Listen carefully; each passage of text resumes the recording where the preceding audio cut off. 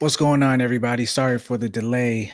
Got a little some Wi-Fi issues, but that's all right. We're working from it. Now, listen, I am operating from my hotspot right now. So if there's some kind of delay or anything, just let me know. I also know I can't be as long because your boy is using up his data right now. So we'll get right into it.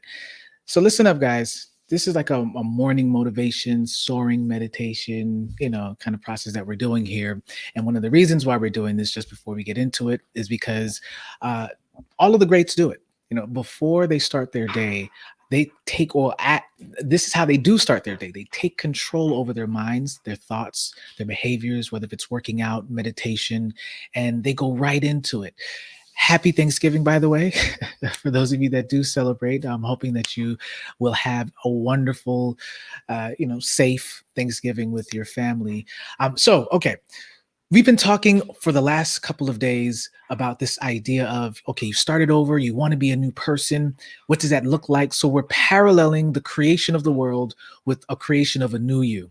We talked about light and how you can shed light on before light there was a void, right? Where there's a void that's been created in us, that's intentional for it to be filled.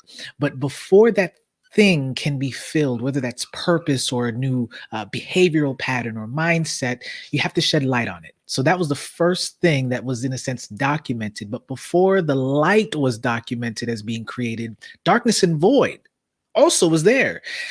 It's hard to conceive of nothing being nothing, but darkness is something because it was separated in day one. So just like we can see how it says, and there was light, it also says in verse 1, there was darkness, right? Darkness was over the face of the earth, over the surface of the deep, over the waters. So that stuff existed before even light existed. Now that's a whole nother conversation. I'm pretty sure it's controversial, but light was shedding on to something that was already created by God. Okay, so we're not talking about pre-existing matter. He created that matter in chaos. And then now he's shedding light on that because he's about to now form the chaos into cosmos. And that's the same thing in your life. Right now, you want to start over.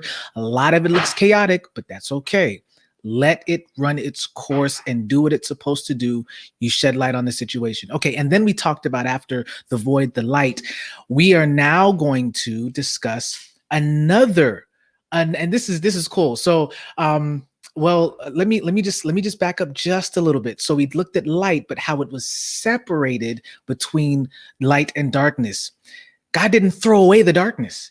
He separated it. So what we were talking about is, don't throw away everything that's from your past, or everything that you would deem not usable or rendered useless, or whatever the case is.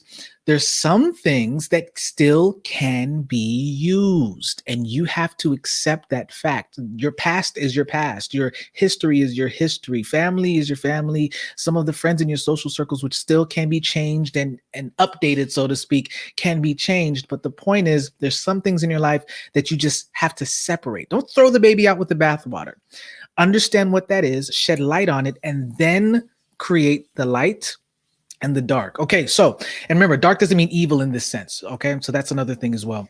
Now we're going to be looking at it's verse 6. Okay, so we covered the first 5 verses. Take a look at this, and this is why it's called the vault. Verse 6, it says, "Then God said, let there be a firmament in the midst of the waters, and let it divide the waters from the waters. Thus God made the firmament and divided the waters which were under the firmament from the waters which were above the firmament, and it was so. God called the firmament heaven. So the evening and the morning were the second day." All right, now this is day 2. All right, guys, listen. This is going to be a little interesting for some of us, because I'm about to show you what the ancient Hebrew depiction of how the world was created looks like. Y'all ready? I don't know. I don't think some of y'all ready. Show y'all what this looks like. Hold on. That ain't the right view. I got to show you a bigger view. Okay. This is what it looks like, guys. The firmament and what they're talking about. Just take a look at it. Let's start from the top down. You have God. You have the heavens of the heavens. Then you got the heavens. Remember, those were separated by the waters of the firmament. Remember, there's an above and a beneath. And that firmament right there, let me see if I can highlight that for you. Man, I can't highlight it. But that firmament there is is like a metal sheet. That's a vault. So it's like a vault was created, just put in between to literally separate waters above, waters beneath. And then in the waters above, there's also still the heavens of the heavens on top of that, guys. It's crazy. So that's so you see where the stars and the moon and all of that is. That's underneath the firmament, and that's the next day that we'll talk about. The earth here is considered flat. Now, we're not going to get into that discussion. I think that there's some interesting debate onto what that actually looks like, because if you see the concept of how the world or the globe is right now, it's still a globe. But look at it, right? The waters of the deep are suppressed, so to speak.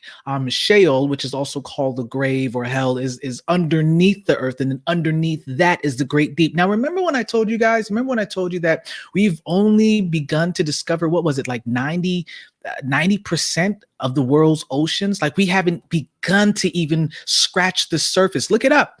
We don't even know most of the creatures that exist in the deep. We're talking about the great deep.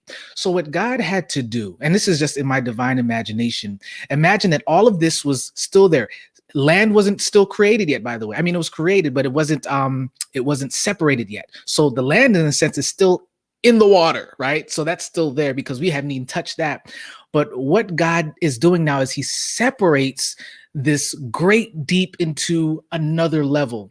And so the firmament, you can call it heaven, but it's really, in Hebrew, the firmament is like a metal sheet. It's a vault that then separates the two. Okay, what does that look like for your life? All right, this is what it looks like. And I wrote it in the description, but I'm going to say it again. Okay, you're trying to reinvent yourself. You're trying to do things new. That's great. There's this void that you know that needs to be filled. There's darkness, and now light is shed on some of the things that need to change in your life. They're not necessarily, like I said, evil, but they're things that also just need to be adapted, or things that need to be improved, right? Don't throw the baby out with the bathwater. You separate what's light from what's dark, and so that you can have this sense of balance. Now, the crazy thing about this is that light, the visible light, the one that you see there with the sun, moon, and stars, that's under the vault, under the firmament, that actually is visible for us.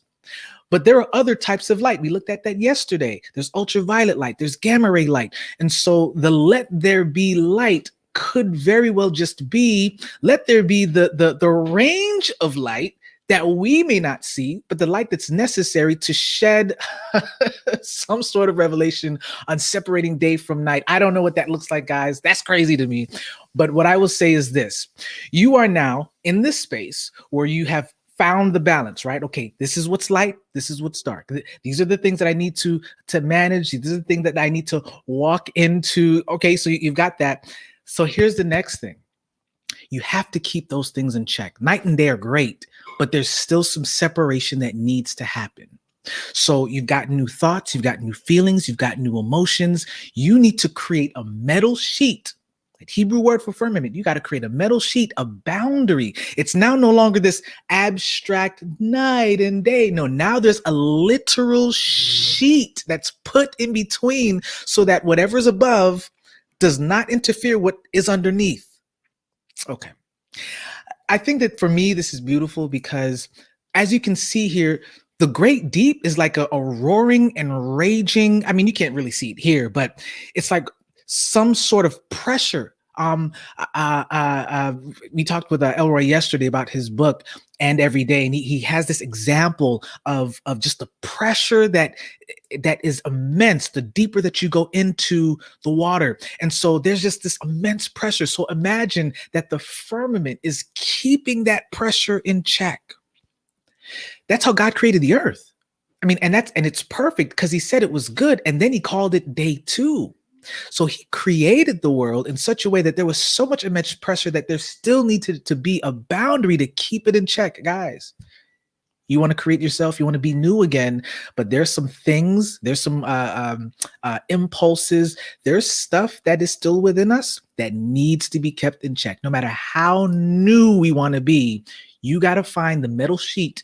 You got to vault that sucker over, and you got to keep the separation. You have to create boundaries. This vault is about boundaries. The night and day isn't really about boundaries as much as it is about balance. But the vault, oh man, that is now keeping particular actions, thoughts, behaviors, ideas, even your dreams, keep them in check. Now, I'm not saying put a vault over your dreams, right? You want to dream big. But what I am saying is this: you have to know what's the great deep versus what's the heavens. Okay. So, anyway, I just wanted you guys to look at that because I thought that that was pretty interesting, the way that that was just kind of constructed.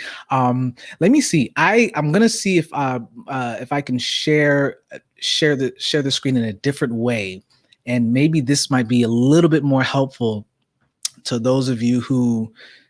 Okay, so I wanna zoom in here, and hey guys, if you find this helpful, just let me know. So it should be able to highlight here. So we have the waters here, right? Waters above the firmament. Remember, this is what was separated. So this is like where, not even where rain comes from. I think that some of us have had this misconception that the waters above and the waters beneath. The waters above is not about rain. That is that's another heaven. That's like exosphere. That's a different atmosphere. It's underneath here. This is where we operate, underneath this metal sheet. According to the ancient Hebrew diagram that's here, these are the sun, moon, and stars. That's the cloud. That's where everything is happening for us. We are underneath this boundary. So here's what I'm suggesting. Okay, guys, what I'm suggesting is this. I'm suggesting that the majority of what you are operating in, shoot for the stars. But the stars is still underneath the firmament. There are things that we don't and can't see or understand. And that's how come I love the illustration that was shown there. There are things that have been capped off for us, but yet still shooting for the stars and still shooting for that which is amazing, that which is inconceivable to us is definitely conceivable to God. It's not that difficult. It's not that hard. So I just want to say, create that metal sheet, create that firmament, create that boundary, vault between what is perhaps desirable versus what is undesirable. The world was, in a sense, created in that capacity. Not that there's anything undesirable, but what I am saying was that God himself created the pressure of the sea and of the ocean to rise up if he didn't put a cap over it. All right, guys. So anyway, that was it. And you guys enjoy your Thanksgiving. I know that a lot of you are probably, hustling and bustling around and just trying to get things in order, probably cooking right now. So once again, just have a safe Thanksgiving. And I'll see you guys tomorrow with another morning motivation. See you later.